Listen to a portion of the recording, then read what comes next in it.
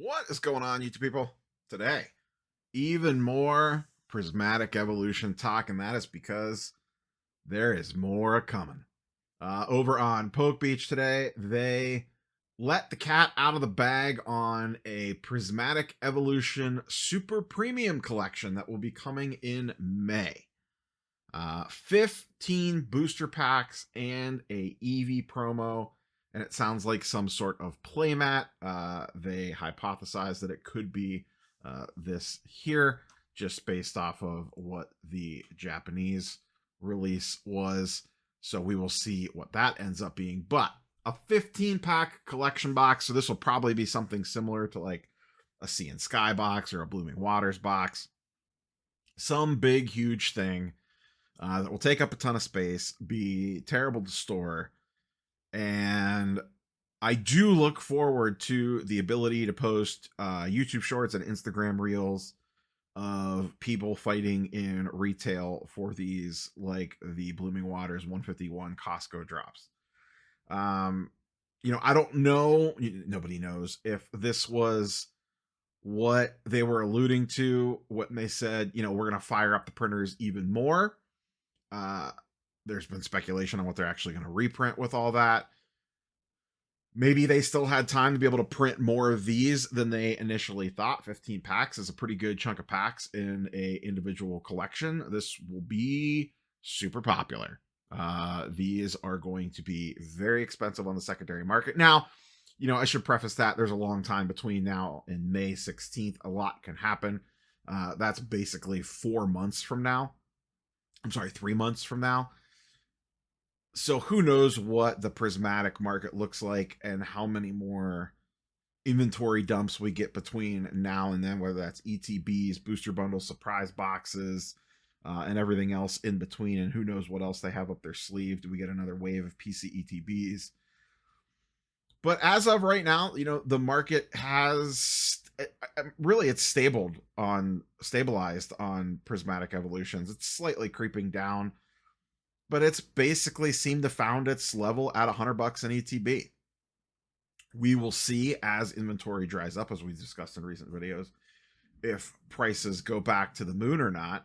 But at least in the short term, it seems like it's going to float around 100. I think the real key to that's going to be how long do the Target and Walmart restocks last, and do those hold out long enough until the reprints come.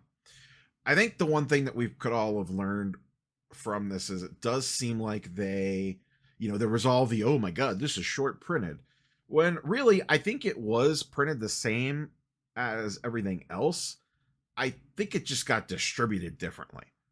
I don't know what their ETB print was of this compared to other specialty sets or other mainline sets, but to me it almost feels like they just gave the LGSs less and shipped more to the big box stores to move for them.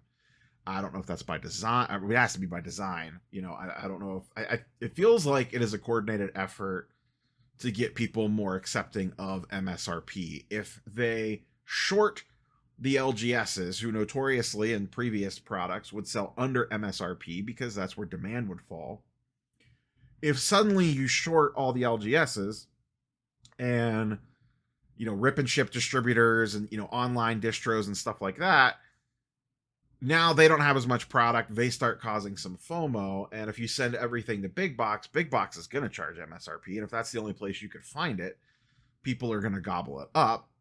And all of a sudden you've lifted up the entire floor of all your product. So it feels very intentional by Pokemon to do this, in my opinion. And I'm not the first person to pontificate this, but it definitely feels like this was coordinated all around.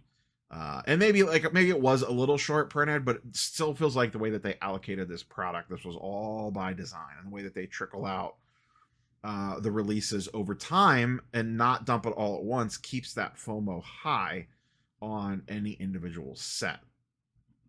So I expect prices to hold for the short.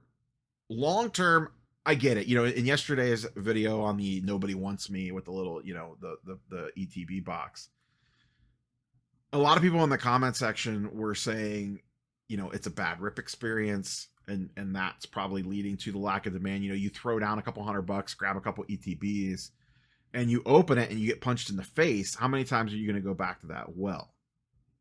And I think that's valid in short to medium term thinking.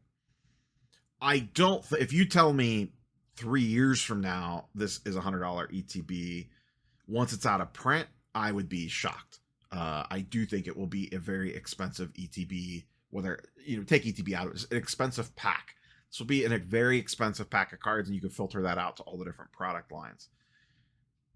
I still like Prismatic as a long-term grab. I just think there could possibly be better positions to buy into over the course of the next couple of months as product comes out. I'm going to be choosy and just get what I can. But I'm not, I should couch this as I'm not Rudy. I'm not buying pallets of this stuff. I'm not building $20,000 positions on product lines that come out. I am your probably slightly above average. I spend, let's just call it a little less than about $1,000 per release on product, maybe even a little bit less. But, I usually get a case of boosters, a case of PC ETBs, and on specialty sets, I usually get, PC ETBs, and then I usually go for booster bundles over regular ETBs. But that's about where I sit, and I feel like that's where a lot of people are. A lot of the people in the content space are all like, yeah, I got my $20,000 position on Prismatic all ready to rock and roll. So if I'm just looking to build like $1,000 position in Prismatic, I don't need to be running around grabbing every ETB for $150 that I could get my hand on and wiping off, card show tables at 120, 125. I got time. This set just started printing.